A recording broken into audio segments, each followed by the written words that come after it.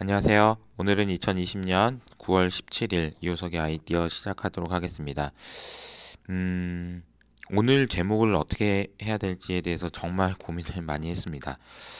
일단 제가 말씀드렸던 FOMC 회의에서는 음, 제가 말씀드렸던 뭐 논문을 통해서 열심히 공부하고 뭐 얘기했던 내용들은 나오진 않았고요. 그리고 그 시장의 반응도 사실 저희 예상하고는 조금 달랐습니다. 그래서 어떻게 얘기할까 하다가 제목은 아껴둔 카드라고 얘기를 했고요. 파월이든 FOMC든 뭐 할 수 있는 얘기들은 더 할 수 있었지만 그 부분을 좀 아껴뒀다라고 해석을 하는 것이 맞는 것 같습니다.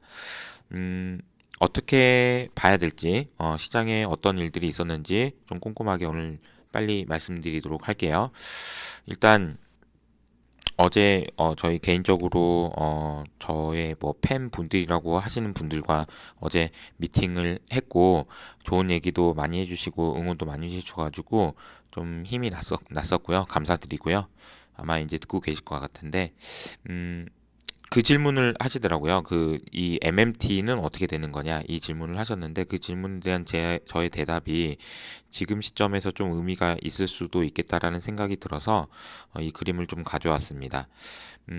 이거는 제가 이제 컨벡서티라는 개념을 설명드릴 때 말씀드렸던 거고요. 볼록성이라는 얘기입니다.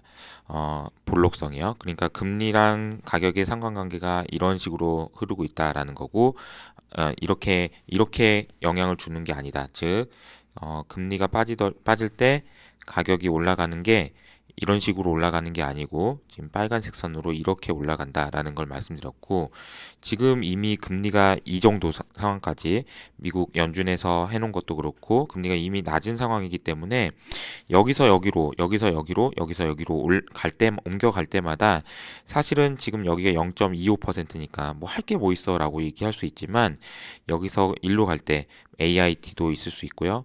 그리고 YCC도 있을 수 있고요. 뭐 그리고 MMT도 있을 수 있고요. 그래서 MMT로 갈 때까지 갈 길이 멀고 여기서 여기로 이렇게 갈 때까지 할 게 많다라는 거예요. 근데 여기가 굉장히 세세하게 나눠져 있다는 거고 그거 갈 때마다 가격이 미치는 영향은 상당히 클 수 있다라는 걸 이제 말씀드리고 있습니다. 음, 그렇기 때문에 지금 연준에서 할 수 있는 일들은 굉장히 아직도 여기서 지금 0.25%밖에 안 되지만 여기서 0%까지 0.25밖에 안 남았지만 아직도 많이 남아 있고 이 구간에서 가격은 더 오를 수 있다라는 게 이제 저의 생각인데 제가 이제 말씀드렸던 뭐 8년으로 하겠다 혹은 4년으로 하겠다 이런 얘기들은 사실 포함되진 않았습니다. 그렇지만 연준이 분명히 논문을 통해서든 어떻게든 준비는 해놓은 상황이다라고 봐야 될 것 같고요. 여러 가지 이유가 있을 수 있습니다.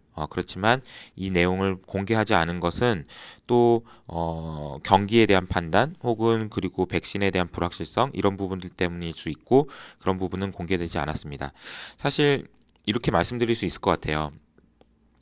그냥 별일 없을 겁니다. 아무 일도 없고 그냥 FOMC는 그냥 다 반영됐습니다. 이렇게 말하는 게 제 입장에서도 훨씬 쉬웠는데 굳이 제가 어떻게든 뭐 밤을 새가면서 뭐 논문을 보고 이렇게 했던 거는 저 나름대로의 논리를 찾기 위한 거였고 그게 더 어려운 일이었지만 내용은 그렇게 포함되지 않았기 때문에 저도 아침에 일어났을 때 조금 뭐 실망스러운 것도 있고 그거는 뭐 어쩔 수 없는 내용이었던 것 같습니다. 어쨌든 내용 좀 말씀드려 볼게요. 바로 이제 시장의 흐름을 보면은 일단 나스닥이 좀 조정을 받았습니다. 나스닥이 조정을 받았고 다우는 좀 반등을 했고요. 그리고 유가가 공교롭게도 재고 감소 소식이 있었고 그리고 허리케인 소식이 나오면서 5%나 상승하면서 다시 40불을 회복하는 그런 모습도 보였습니다. 그리고 금리는 크게 움직였다라고 보기는 어렵지만 어쨌든 금 10년물 금리가 2bp 상승하면서 7%가 0.699입니다. 네, 이렇게 오타가 났네요. 0.7% 뭐 크게 움직이진 않았지만 장기물이 좀 올랐다라는 거고요. 그리고 빅스는 소폭 반등했습니다. 아시겠지만 지금 이번 주 금요일이 옵션 만기라는 거는 다시 한번 좀 기억을 해두셔야 될 것 같아요. 장 막판에 이제 좀 조정을 좀 더 받았고요. 시장은 전체적으로 나스닥이 좀 조정을 받았고 색깔은 시장의 색깔은 뚜렷하게 이쪽이 좋았고요. 그리고 뚜렷하게 이쪽이 안 좋았습니다.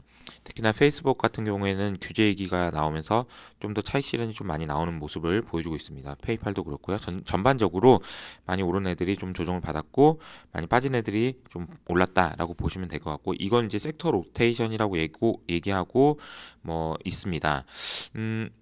그래서 지금 주가의 흐름을 좀 잠깐 주요 핵심이 되는 종목들 주가 흐름을 좀 보려고 하는데요. 일단 엔비디아가 좀 조정을 받았고요. 그리고 4% 정도 조정받았고 페이스북도 3% 정도 조정받았습니다. 그리고 아마존도 2.7% 그리고 애플도 3%.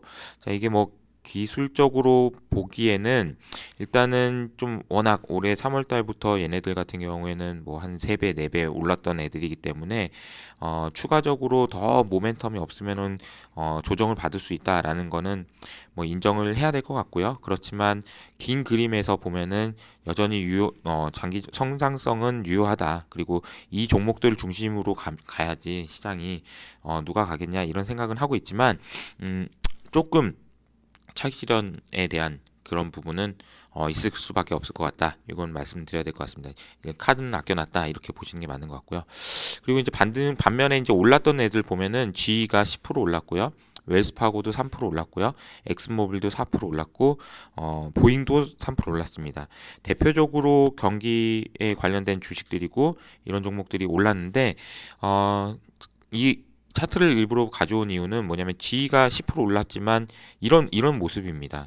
이런 모습이에요. 웰스파고 워낙 많이 빠져 있는 상황에서 오른 거기 때문에 더 오를 수도 있을 것 같습니다. 앞으로도 여기가 좀 더 갈 수도 있고요. 여기서도 여기까지 갈 수 있고 뭐 갈 수 있을 것 같습니다. 그런데 제가 어제도 말씀드린 것처럼 시장에 대해서는 긍정적인 시각을 계속 유지하는 거에 대해서 전혀 뭐 부담은 없을 것 같은데 문제는 이런 거예요. 이제 그 우리가 소위 말하는 경기 민감주나 아니면 가치주라는 그 종목들은 이런 식의 흐름이 보일 가능성이 높고 성장주는 이런 흐름을 보일 가능성이 높은데 이 과정이 참 이렇게 변동성이 큰 구간이 있기 때문에 사실 이 투자가 어렵습니다. 난이도가 또 있는 거고요. 가치주의 투자에 대해서도 뭐 긍정적인 뭐 이렇게 결국은 이제 제가 숏 올드는 뺐다라고 말씀드렸고 이 종목들이 사는 거는 좀 반대한다라고 말씀드렸지만 빠지지는 않을 것 같습니다. 그리고 좀 더 올라갈 수 있을 것 같습니다. 그렇지만 이게 주도주가 되거나 그럴 가능성은 여전히 낮다라고 저는 생각을 하고 있어서 그런 부분들을 좀 감안하셔서 봐주시면 좋을 것 같습니다. 어제 좀 의미 있었던 여러 가지 이야기들 중에서 지금 위안화 차트인데요. 지금 일방적으로 지금 그러니까 강세를 보이고 있고요. 원화도 마찬가지입니다. 그래서 이런 흐름들이 언제까지 지속될지 모르겠지만 이런 흐름은 외국인 수급이나 이런 부분에서는 긍정적인 모습을 보여줄 것 같고 우리나라 시장에서도 여전히 좋은 흐름 이어질 가능성이 높아 보입니다. 네. 그리고 여기 보시면은 어제 이제 FOMC 내용을 좀 설명을 드려보도록 할게요. 네. 일단 이게 좀 서프라이즈였어요. 자, 자세히 좀 볼게요. 자, 이게 해상도가 6월 달에 6.5%였는데 GDP 성장률이요.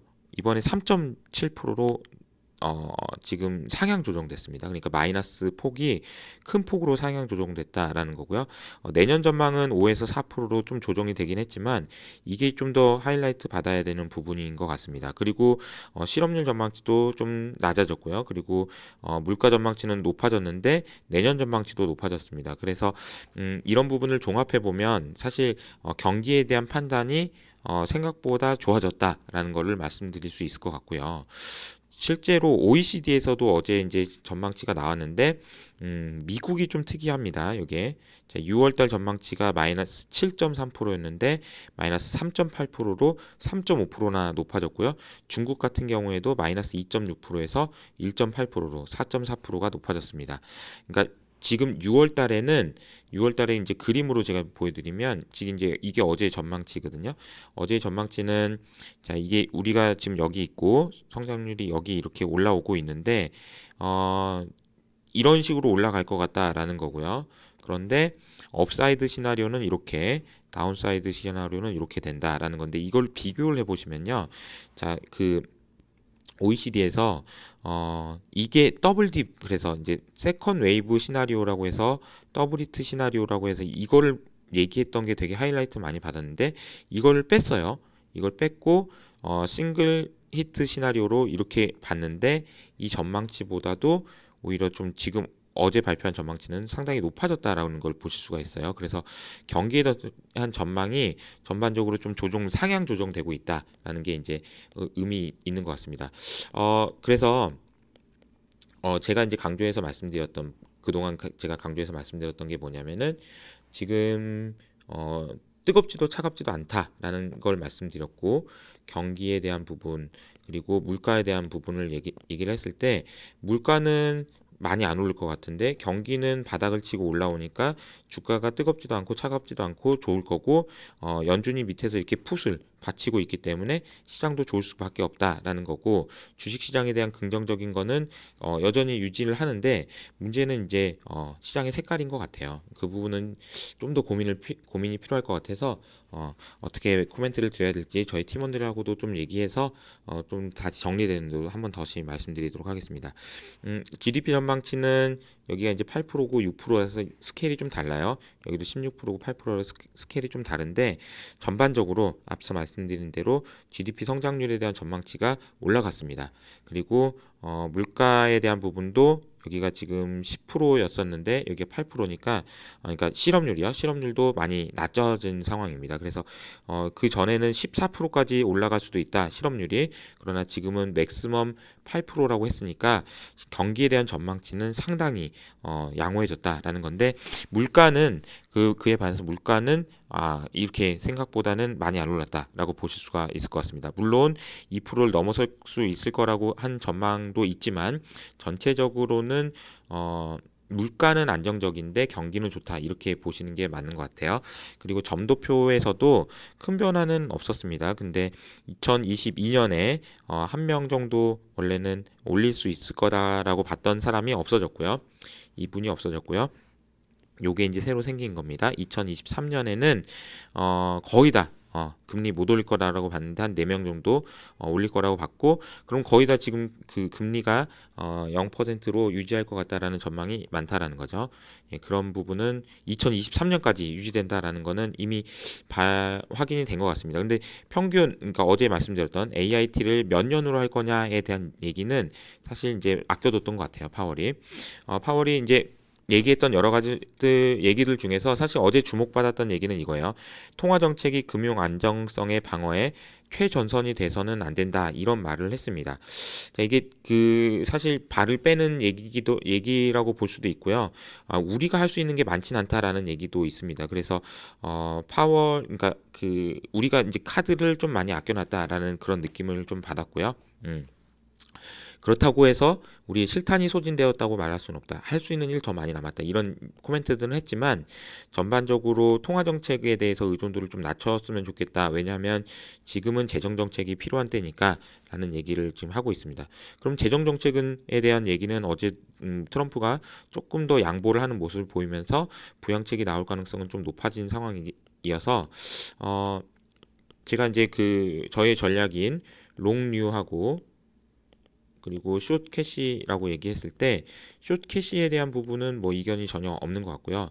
이제 중요한 건 시장의 색깔인데, 시장의 색깔에 대해서는 지금 현재 나타나고 있는, 저는 이제 계속 로테이션이 조금 반대한다라고 말씀드렸지만, 이런 흐름들은 조금 더 갈 수도 있겠다라는 생각을 하게 됩니다. 네. 그래서 이 부분은 조금 아까 앞서 말씀드린 대로 조금 더 고민해서 좀 말씀드리도록 하겠고요. 아껴둔 카드입니다. 그래서 연준이 할 수 있는 것들은 여러 가지 있지만 이런 부분들을 아껴뒀다라고 말씀을 드릴 수 있을 것 같고요. 오늘부터는 앞뒤로 저기 컴플라이언스에 관련된 노티스가 들어갑니다. 이 과정에서 사실은 회사하고 이렇게 여러 가지 얘기가 좀 오고 갔었고요. 유튜브 영상을 더 이상 촬영을 못할 수도 있겠다라는 그 위협 그런 걱정도 했던 것도 사실입니다. 그런데 다행히 그래도 계속 할 수 있게 돼서 다행이라고 생각하고, 앞으로도 좀 사실 이거 하루에 하나씩 이거 하는 게 되게 쉬운 일은 아닌데 앞으로도 열심히 할 수 있도록 이렇게 노력하도록 하겠습니다. 이것으로 마치도록 하겠습니다. 감사합니다.